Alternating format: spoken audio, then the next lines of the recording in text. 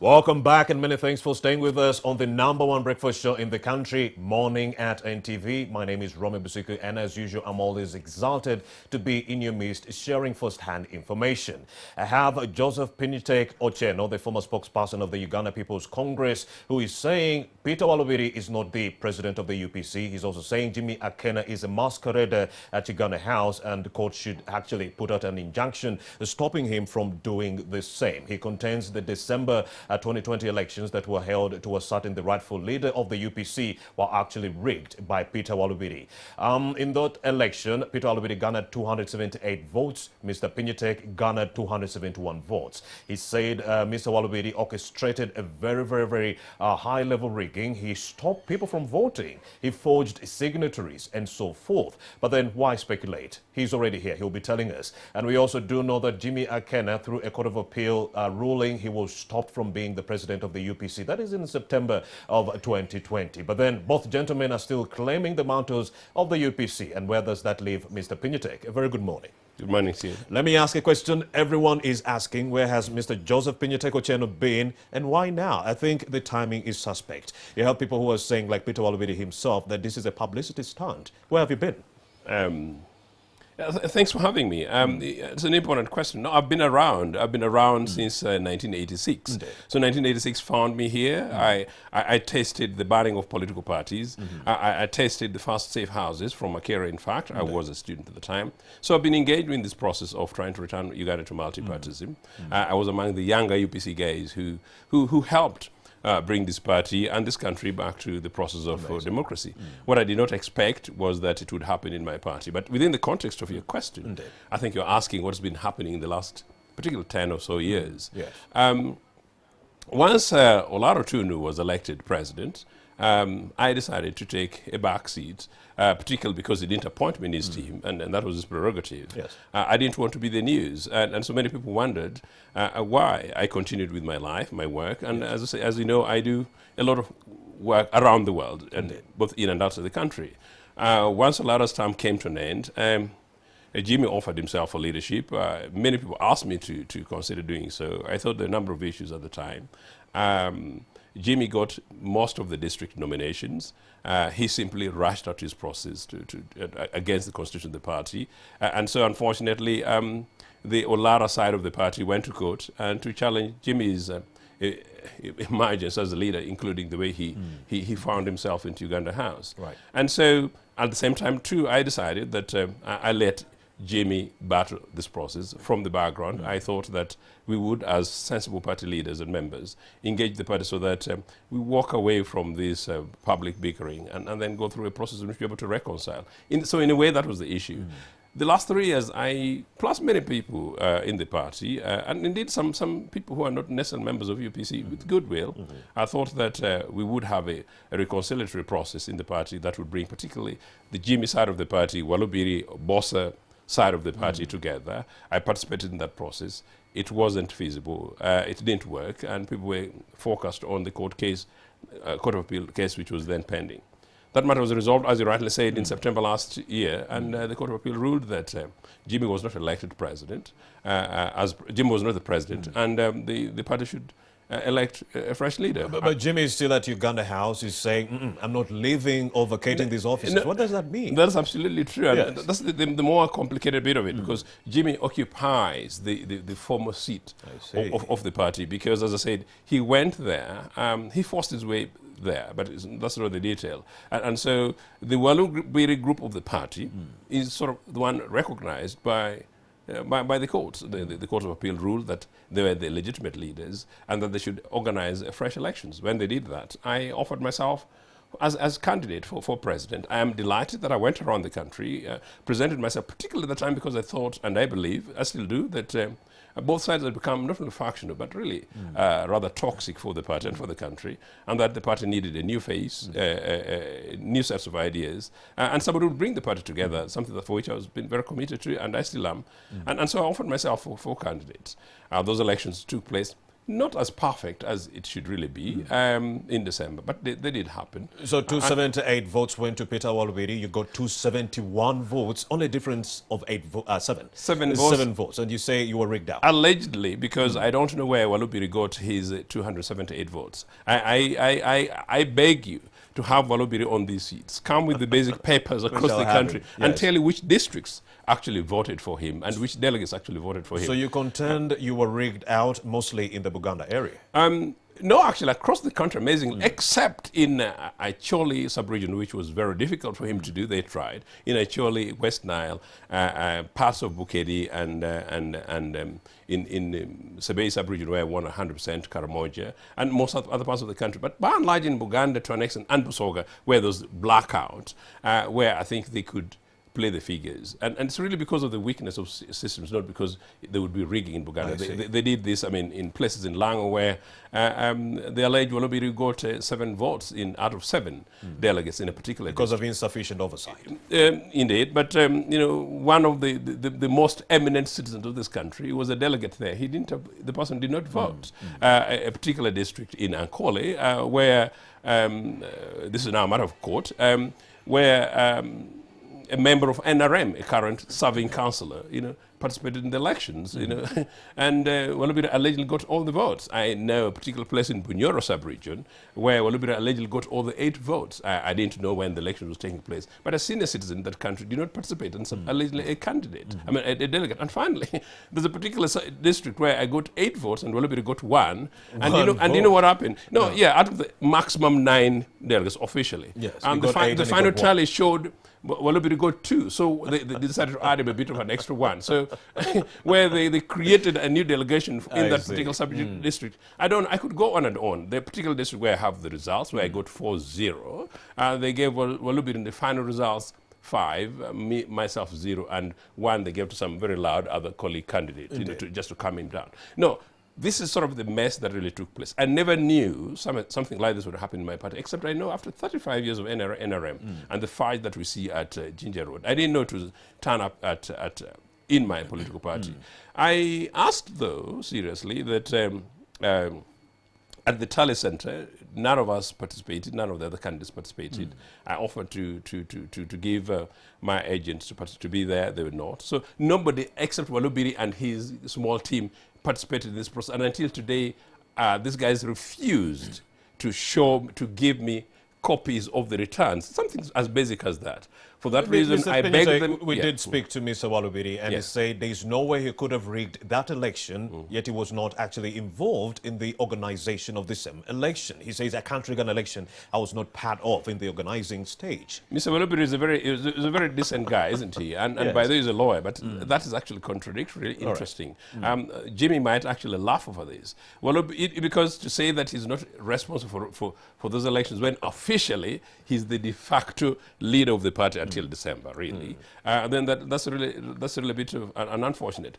Walubiri was responsible for organizing this as the acting leader of the party. The appointed Secretary General of his is Isha Otto, and he's appointed the Electoral Commission, so he's directly responsible for this. But yeah, in a way, yes, to an extent, he was busy in court and his law chambers. And the guys whom he's appointed, his Secretary General, Isha Otto, my good friend Hamza Sewankambo, chairperson of that commission, and his team, and the young guy who was challenging Peter, rather Jimmy, Tom Omino, were basically doing the administrative work and to basically find these figures for them. And there's evidence that they did so. So Mr. Walubiri should take responsibility for that. Indeed, Mr. Pinyatek, but then you have a viewer who is watching Morning at NTV right now and wondering, wow, those are very, very salacious developments or bits of information coming in on the show. But then the viewer is also saying, okay, Walubiri Peter went to court, and then there was a court of appeal injunction stopping Jimmy Akena from becoming a president of the UPC. But then guess what? Jimmy Akena is still president of the UPC in his own regard. He's still occupying Uganda House. That injunction of court did not stop Akena from being the president of the UPC, as far as I'm concerned. But then you are also doing the same. March, you went to court and you want to stop Walubiri from being the president. You also want court to injunct Mr. Jimmy Akena from occupying Uganda House. So we want to know, what makes you think that you'll be successful when Peter Walubiri failed? It's actually very interesting. I'm not actually sure whether the court has disposed of the injunction of Jimmy as presented by Peter. I do not know. But regardless, whatever happens, this is my considered view that I ask court to it's a court of appeal. It's a judicial review. That the judicial review will find that I am the elected leader. And by the way, I don't really call myself president because I'm very, very careful about this. I really don't want to be the third element of the party. But you said you but won no, the I'm de facto leader, but on the basis of the numbers that I know. But I know that I have to be declared and sworn in as president. I don't want to do the Bush way, you know. I want to do it formally. Okay, and let's hear it from you, Joseph Pinyutek. Yeah. Why are you in court, and what do you hope to achieve? Quite clearly, because I believe that elections were rigged, and I am I want to be declared the leader of the party because I have the evidence and I have the figures. Okay. And I want the Court of Appeal, actually, I really want the court indeed to injunct Jimmy so that Jimmy stops this process. So that members of UPC can begin to come together and citizens of this country can look back to the independence political party to make sure that we begin to deliver this party and this country back to really the mainstream where our founding parents did. And that's why I'm here. Joseph Pinyutek Otieno, don't you think you're fighting a lost cause? Because we are talking about a party that has become a regional party in the politics of Uganda. UPC got married at some point to the NRM, and that has been a talking point in some political circles in this country. There's been some arrangement between the NRM and the UPC, Jimmy Akena and the NRM. His wife is in the cabinet. You do know that, well, it was one of the recommendations that were reached, or one of the deals that were reached when they sat down. So why are you fighting for a party that has become a regional party? I don't know about that deal. I happen to be Milton Obote's permanent spokesperson. So anybody who suggests that they've got a deal with Mr. Museveni without the formality of Uganda People's Congress, you know, is having their daily dreams. And of course, dreams do people have. No, quite clearly, those are some of the issues. Jimmy's relationship with Mr. Museveni, and indeed Betty's relationship with Mr. Museveni, has got nothing to do with Uganda People's Congress and would have nothing to do with the UPC that I would lead. But those are the individual matters. At this material time, and you asked an important question, why does Jimmy not respect the Court of Appeal? Let's wait. Actually, interestingly, a court here, a date has been set. I hope, you know, for July the 14th. Okay. I hope the court determines that I'm elected president, and I will try and establish what argument a judge in this country suggests to decline that Jimmy is not elected leader, and so that the Milton Obote Foundation, who are actually the landlords of Uganda House, do not take action to make sure that, well, the rightful owners and occupants of the 6th floor actually do take that place. So anything that happens, it will be neither here nor there. My job is to do the right thing for Uganda People's Congress and for members and for citizens of this country, and let the judicial process in this country take its toll, and let somebody who decides to defy the courts, the rule of law, be able to do that, and Ugandans will be able to want to decide that. Of course, the Uganda People's Congress is that one party that led Uganda to all her independence, and we are always very, very grateful. The only political party that has been elected twice into power, to government, and the only political party that has never been diselected from power, and the political party of the future. Yes, you're right. So, Mr. Pinyutek, we would like to know what it will take to end the squabbles, what it will take for UPC to rebrand itself and remove all these squabbles, the neck pulling and so forth that we are seeing in Uganda's oldest party. I think you're right. It is very easy. It's very easy. For instance, like within today, it is possible that Peter Olobire and his team re-examine their conscience and do the right thing and basically step aside, number one. Number two, for my good brother, Jim Akena, to recognize that actually, you know, in the interest of the political party, that his father was the net contributor to where it is today, does the right thing and allow UPC members have the opportunity to come together. My job is to bring everyone else together and to be able to do that. But really to do that, I think the alternative is that the court determines in July the 14th that I am the elected leader and that the political party can only have one leader and that all UPC members come together. I will be working to make sure that we bring all party members together. But also the other thing, I'm very, very anxious, not only to work to bring this party together, but to work to bring a good working relationship between the party and the foundation. It seems like, and beyond that, to very quickly go into the mainstream of the national politics, to become the voice of real opposition to determine the future of this country. Mr. Pinyutek, it seems like you're saying the only way you can rebuild and offer reconciliation to the UPC is by you taking over the mantles of the president. Can you do that on the sidelines? No, I've been trying to do that on the sidelines in the last 10 years. What has made it difficult for you? Well, you know, you can't talk to a door which is locked and blocked. As I said, I deliberately in the last 10 years stepped aside to make sure that I was not part of the news. At this material time, as I said, I presented myself as a candidate. Most members of the party, possibly up to 80%, voted for my candidature. And then, as I said, at the moment, really the members preferred choice to take them forward because they're really tired of this kind of quibbles. And I never knew, I must say, and I feel very sad that I would ever come on NTV and have this kind of conversation about UPC rather than having a conversation that actually questions the track record of this NRA regime of the last 35 years and granting hope, particularly to youngsters of this country going forward.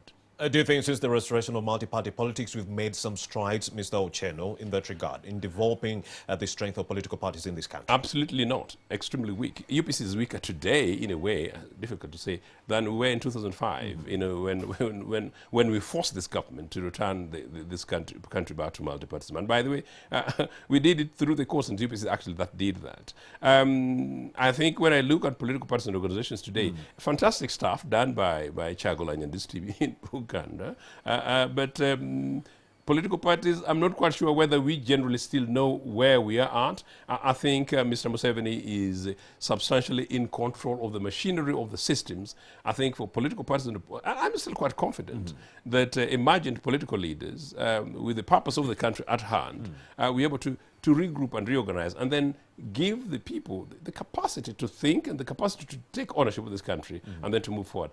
Whether or not political parties are stronger today than then, I'm not quite sure. I actually think we are possibly weaker, but the NRM is even weaker. And they're weaker because although they control the state machinery, it is simply that we are not sufficiently organized at the moment to be able to do the real thing. But looking at some of the guests you've actually had not so long ago, yes. I am very optimistic that organized together, this country could change. It could change very, very fast. You just said the NRM is a weak party. We are talking about a party that just won. They just concluded 2021 election with over 58.6% in that election. They have a majority representation in parliament. How are they the weakest party? And then you're talking about the UPC that is having 3 presidents. You are a third force in that case, Mr. Pinyutek. NRM, I've been around for some time. NRM, Museveni got one seat in Parliament in 1980. Actually, he lost in Barara. Only one. And as I said, nobody gave him the mandate to go to state up. But that's not the issue. No, NRM is not a political party. It's a political organization. I think that's what I was trying to suggest earlier without necessarily giving them too much space on this program, on this time. I'm simply saying that, well, the machinery, a one-party state machinery that does not present NRM as a political party that you could, for instance, compare with the UPC. And interestingly, one of the reasons why the NRA guys are almost by force wanting to have UPC as partners, they want to kiss us by force, is because they know they need the legitimacy, they need the credibility, they need the ability, for instance, to calm down, say, the North and the East, calm down parts of the West, calm down fellow citizens that are now beginning to question their roles, including in Luwero, by the way, what they did particularly in the early 80s, and including in Luwero today, where some people look around and simply say, why did our sons and daughters necessarily fight and die for explaining why the NRM lost? Yeah. So in that area, no, not only, but as a political party, as a political organization, I'm not really quite sure. Their strength is in the military, and you know it. Their strength is in the holding of the state machinery. Their strength is in the looted public monies. But as a political party and organization, I cannot wait. By the way, I can tell you, I cannot wait as president of Uganda People's Congress to be on this your program. Me seated here, Comrade Museveni sitting at that end. He puts his programs of NRM, and I put my program on Uganda People's Congress with the free citizens of Uganda watching down there. You know what? Museveni would actually walk out very, very quickly because he would be a rather tired face because he would have no option to say. Indeed. My last question, Joseph Pinyutek, there are allegations that seem to indicate that the NRM draws its strength by actually weakening other political parties. Absolutely. That it has been planting malls within the UPC, FDCs, and all these other political parties to weaken them. Is this true? I have sufficient evidence to tell you that as early as possibly 20 years ago, I don't know what to say on this program. Oh no, NRM has been doing this. It did it to our members in this country. It did it to our members in the diaspora. Some of the top guys in NRM today were spies around the positions, both in exile and at home. And yes, a senior NRM person told me in 2005 when I returned, boastingly, that they had their malls in Uganda House. We know these are realities, but that's neither here nor there. I think for the moment, I really hope the members and leadership of Uganda People's Congress are able to harmonize themselves. We will beat these guys on the basis of ideas, because ideas you can't Do you kill. think Jimmy Akena is a mole working for the NRM within UPC? I have no evidence to suggest that, but I don't know what Jim Akena is doing with Mr. Museveni. And by the way, Jimmy has always said, more recently, I saw one time, and I need to respond to it on television, that his father encouraged him or them to talk to Mr. Museveni. I think that is a step that needs to be clarified here. Not the Obote that I knew. You remember, Obote is Jim Akena's father, but he's my political father. And as I said, I'm his permanent spokesperson. I don't want to say anything that I know would be contrary to what are listening in heaven. That is actually very misleading, and I reject that observation. Mr. Pinyotek, what will it take to strengthen all political parties in this dead country of ours moving forward? I think genuine leadership amongst the political organizations, because to be fair, actually, NRM aside, some of the things that are actually happening in UPC are not necessarily to blame primarily on Mr. Museveni. I think Ugandans have gone to politics too much in the manner in which now is about CVs or me, myself, and I kind of politics. So I think political oppositions and organizations need to review leadership.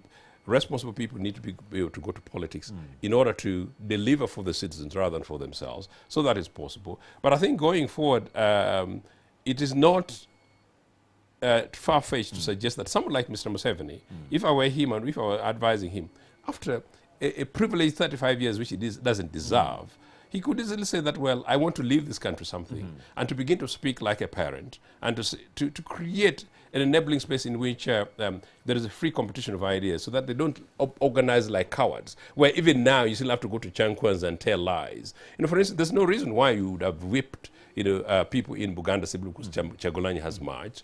You had a guest earlier who's lost a son. That's a terrible, terrible experience in this country. But 35 years after Mr. Museveni. No, it is really about creating the political space in this country where battles of our ideas should compete. And the young emerging citizens of this country can benefit the kind of thing that I actually had, to listen and to become part of the process going forward. I think that responsibility really ideally lies with Mr. Museveni. So President Museveni aside, let's focus on the squabbles within the UPC. Don't you think the infighting, you or yourself offering the third force, you have Jimmy Akena containing his the president, Peter Waluwiri, the second president, you also coming in and saying, no, you won the December election and you are the rightful president of the UPC. Don't you think such squabbles, President Museveni aside, Moles aside, actually goes a long way in actually dampening the hopes and spirits of the party? And is there a chance of resolving this issue out of court as UPC? For UPC, I'd be delighted to receive a phone call outside this program that are saying that, look, the guys have reviewed their positions, because they know they're going to lose it, by the way. They know they're going to lose because they don't have the figures. And that possibly they're just trying to stage it and wasting really public money. Public money, because most of the money will be my money from my pocket, and the others will be money from Milton Obote Foundation, which is money from the citizens of this country. So it is still possible for us to be able to resolve this and to resolve it quickly. And you're finally right, again, that this country's future, long term, depends on all the citizens of this country. Mr. Museveni could do it as a stroke, but by and large, it's the responsibility of all citizens of this country to review our consciousness and to determine, to know that this country is possible.